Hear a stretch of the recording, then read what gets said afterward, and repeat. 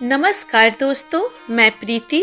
स्वागत है आपका मेरा YouTube चैनल पौराणिक कथाएं एक भारतीय संस्कृति में।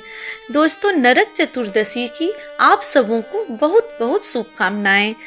मैं आज आप लोगों को जो बताने वाली हूँ वो बहुत ही महत्वपूर्ण जानकारी है, इसलिए आप लोग अंत तक मेरे साथ बने रहिएगा और ध्यानपूर्वक सुनिएगा।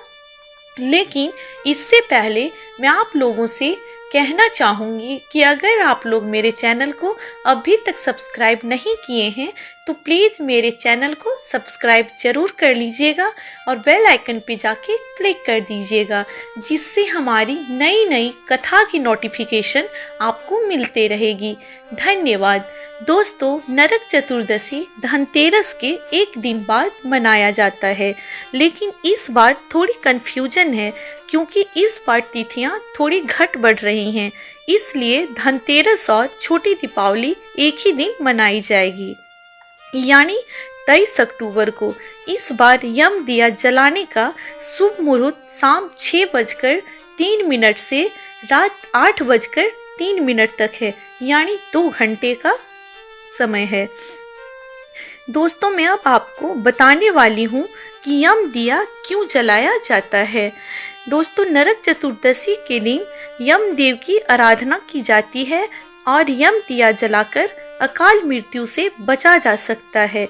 इसलिए यम दिया जलाकर हाथ जोड़कर यम देव से प्रार्थना करनी चाहिए कि हे यम देव, अगर जाने अनजाने हमसे या हमारे परिवार के किसी भी सदस्य से कोई गलती या पाप हो गया हो तो आप माफ कर दीजिएगा और मेरे घर परिवार से अकाल मृत्यु को हमेशा दूर रखिएगा।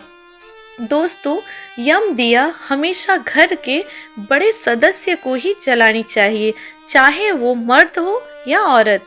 अगर वो नहीं जलाते हैं तो घर के कोई भी सदस्य जला सकते हैं। यम दिया हमेशा घर के बाहर यानी मुख्य द्वार पे जलाना चाहिए।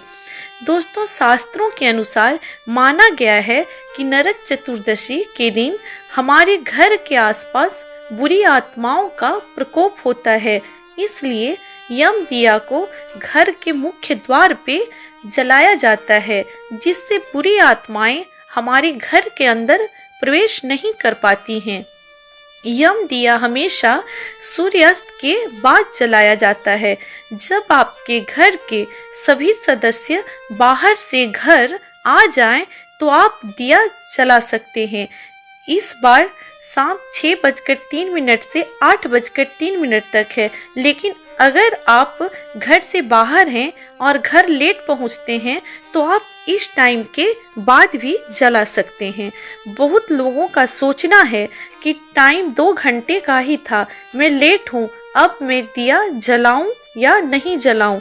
तो मैं उन लोगों से कहना चाहती हूँ कि आप नरक चतुर्दशी के दिन शाम से लेकर रात तक कभी भी दिया जला सकते हैं।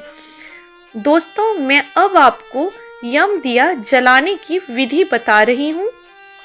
आप मिट्टी या गोबर या आटे से बनी हुई चौमुखी दिया ले लें और उसमें सरसों का तेल डालें और उसी में थोड़ा सा काला तिल डाल लें और रुई की 4 बाती लगा लें। उसके बाद मुख्य द्वार के बाहर जहाँ पे दिया जलाएंगे वहाँ गंगा जल छिड़क कर शुद्धि कर लें। उसके बाद थोड़ी सी गेहूं या चावल के कुछ दाने रख लें। उसके बाद उसी के ऊपर एक सिक्का रख लें। उसके बाद दिया को उस पे रख दें और दिया को जला लें। अब अपने हाथ में एक फूल और थोड़ी सी अक्षत और जल ले लें। उसके बाद ओम यम देवाय नमः, ओम अमाय नमः मंत्र का उच्चारण करते हुए दीपक के ऊपर से घुमाकर दीपक के सामने रख दें और प्रणाम कर लें। दोस्तों, नरक चतुर्दशी नाम कैसे पड़ा, अब मैं उसके बारे में बताने वाली हूँ। आप लोग ध्यानपूर्वक सुनिएगा। नरकासुर नामक एक राक्षस था। वो सभी देवी देवताओं को परेशान कर रखा था।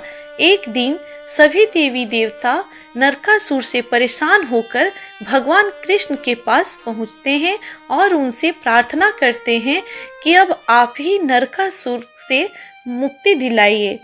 भगवान कृष्ण जब ये सुनते हैं तो वो परेशान हो जाते हैं, क्योंकि नरकासुर को वरदान मिला था कि तुम्हें कोई पुरुष मार नहीं सकता है।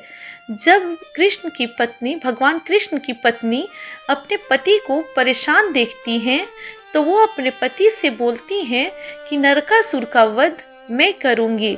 इतना सुनते ही भगवान कृष्ण की सारी परेशानियां खत्म हो जाती हैं और वो अपनी तीसरी पत्नी यानी सत्यभामा को लेकर नरकासुर के पास पहुंच जाते हैं और भगवान कृष्ण की पत्नी सत्यभामा के हाथों नरकासुर का वध हो जाता है। और आज जिस दिन नरकासुर का वध हुआ था वो कार्तिक मास के कृष्ण पक्ष तिथि चतुर्दशी तिथि को हुई थी, इसलिए